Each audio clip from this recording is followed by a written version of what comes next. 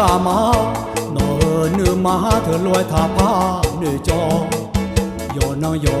phá là mò mà cả nữ mà nó hàng tè mò mò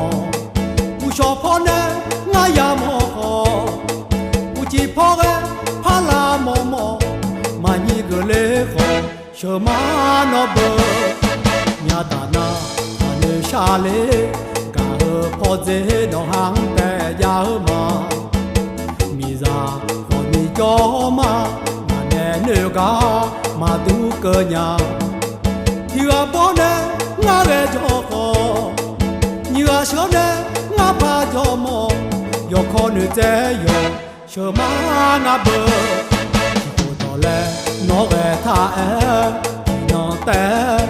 mà cho chuyện nhà nó mưa cỡ la ở ta nó mà cho cả la mà còn ra lẽ mà lẽ thế yo đi ba chiếu nè khá là mà nó mà đang à mò cha cú là mà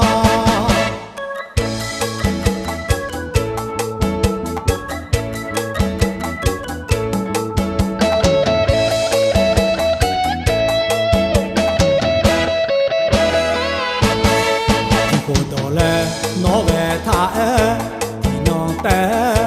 mà cho chuyện nhà nó mưa cỡ la ở ta nó mà cho cả la mà